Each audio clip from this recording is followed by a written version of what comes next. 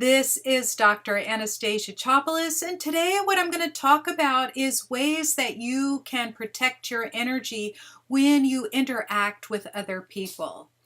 You know when this happens, right? You can have an encounter. It can be with a stranger, it can be with a family member, a work colleague, or a friend. You've had a conversation, and at the end of the conversation, even if it's just a few minutes, at the end of the conversation, you'll walk away feeling like drained and as if somebody had just pulled the plug out of you and, all your energy just spilled out onto the ground. And it happens for a number of reasons, but the main thing that happens is that the other person, most of the time unknowingly, like I would say like 99% of the time unknowingly, interacts with you. And it could be something that's an old trigger from your past. It could be something that's going on, a dynamic that's going on with you right now. It might be a lesson you need to learn. But what'll happen is that that person that you have somehow connected with, you have released your energy to them and they have taken it up. And I've had people that have called me up and says, Anastasia, I just don't know what happened. I was walking along the beach and I stopped and talked with a gentleman for a few minutes. We exchanged a few brief words and I haven't been able to, basically stand upright. I've been sitting at home trying to recover. So in those kinds of instances, most of the time, people say that that's evil, but a lot of times, it's subconsciously done and you're not aware of it. It's not done of volition.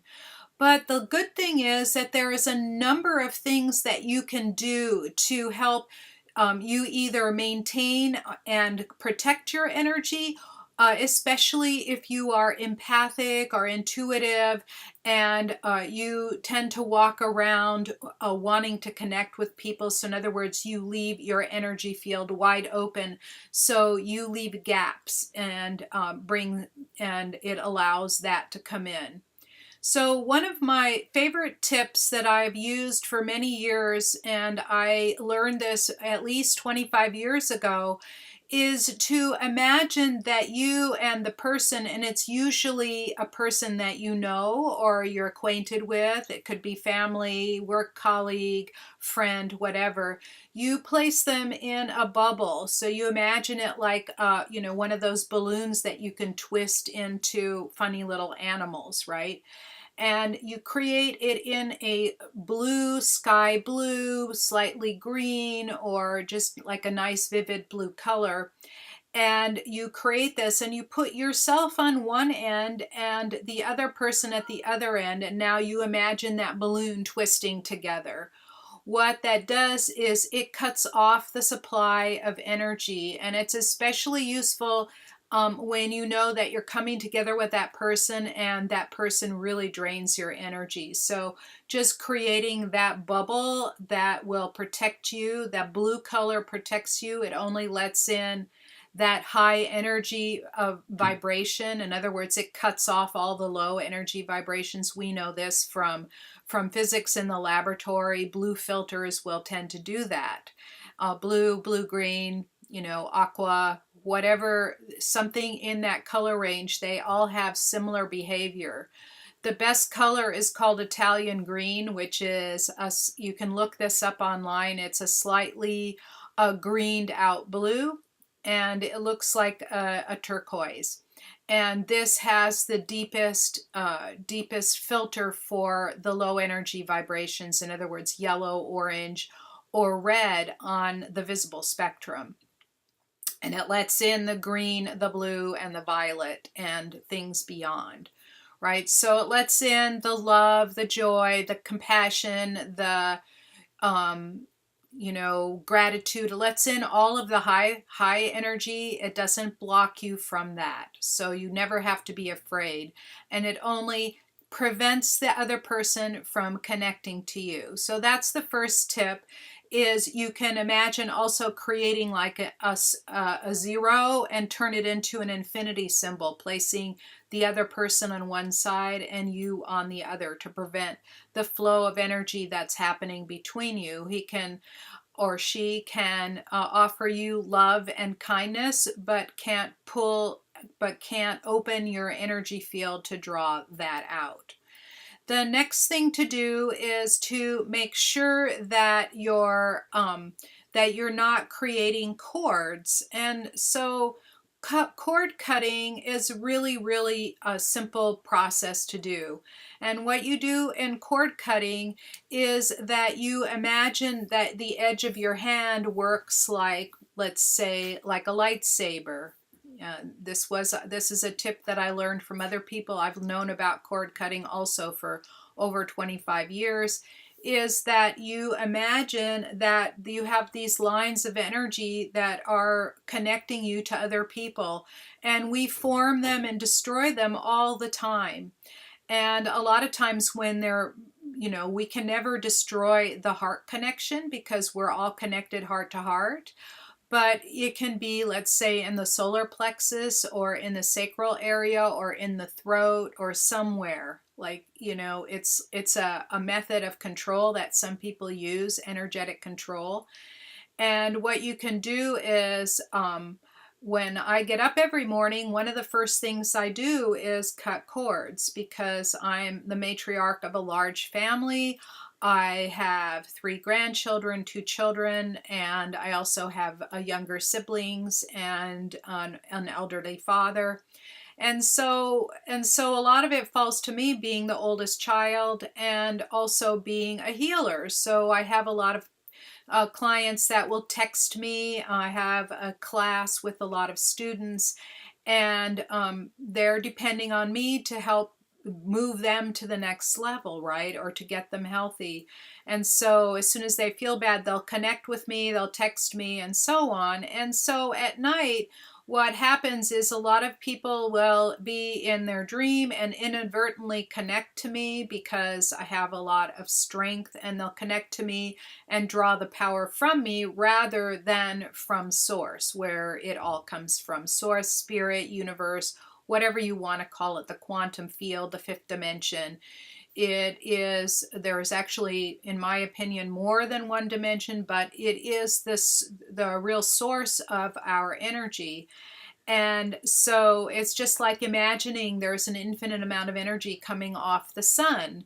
And why would you take it from somebody else when you can get it straight from the source, right? But that's not how we operate. We've learned how to depend on one another.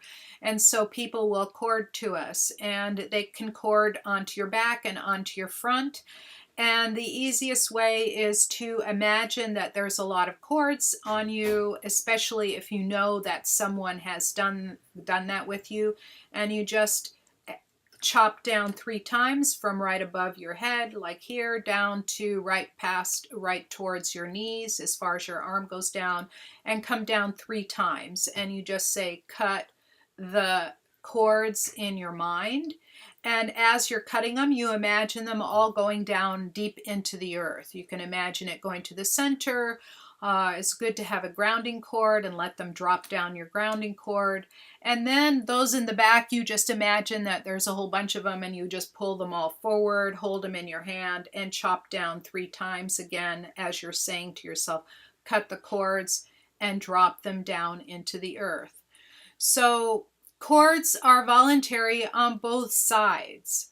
And a lot of us people that are helpers, we will allow people to cord to us, right? So it's voluntary on both sides. Just remember that. So if you decide to let those go, that means that the other person has no choice. All relationship is voluntary on both sides, no matter what it appears to be. Last week I talked about stalkers and how you think that the stalker is causing you a problem, but in a lot of ways you can energetically create a barrier for them so they don't come in anymore and they don't feel you anymore. The more you think about the stalker, and I know because I have been stalked, the more you think about the stalker, the more you're inviting him in, right? Or her. depending on whether you're man, woman, or whatever your sexuality is. Makes no difference to me. So by just simply cutting the cords, you help release all of those extra things. And sometimes that's not quite enough, right? So we have the first one of creating the bubble or the infinity sign, where you have infinity sign is a sideways 8, where you have each person in an isolated chamber. They first started out together, and then you cut that line of energy off. The second is cutting the cords. And the third one is sealing up and controlling the energy field around you. So the normal energy field expanse is about the tip of your fingers, your arm, here all the way out, right? So that's your typical expanse outward. You can, by just thinking about it, pull it into 18 inches, which is half the expanse. When you go half the expanse, 1/2 times 1/2 times 1/2, which is the volume in all directions, right, is 1/8. So your volume is now 1/8 its original size, the volume of your energy field, and it pulls in nice and tight. So when you have encounters with people, for example, in the United States, the normal person-to-person width is somewhere over 3 feet, usually 4 to 5 feet. Like if you stand and talk, usually don't come any closer. That's because that's your energy field, that when it's a stranger, you tend to stand further apart.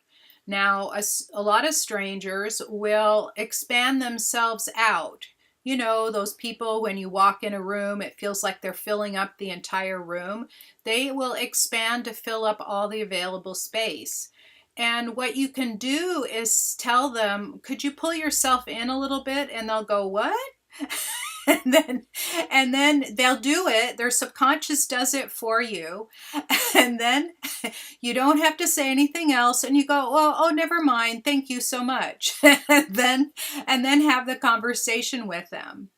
And only the astutely aware, that fraction of a percent that is aware that they're taking your energy, will understand what you're doing. But believe me, I have told people, could you pull yourself in? And then they'll go, what? And I'll go, oh, I'm sorry. and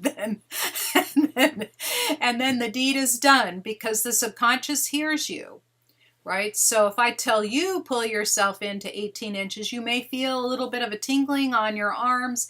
That's the energy field around you getting a denser by a factor of 8. And so some people can feel that very well. Like most of the people that I work with are highly sensitive. Not all of them. Some people don't feel anything, and they'll go, I don't know what you're talking about.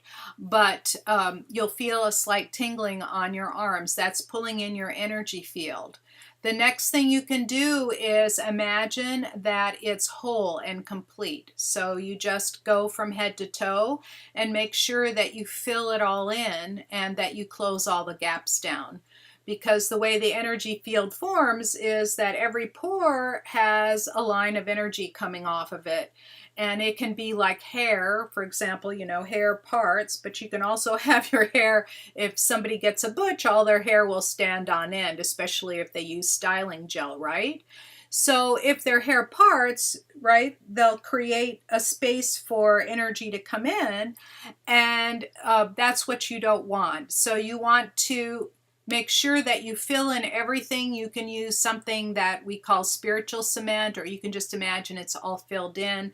And at the edges, it's that nice blue color. And what that will do is really create a nice protection field for you while letting in all of the good energy, the light, the happiness, the joy, the gratitude. All of that nice, happy energy will be able to come in and prevent any of the poopy energy from entering your field. And that will also protect you.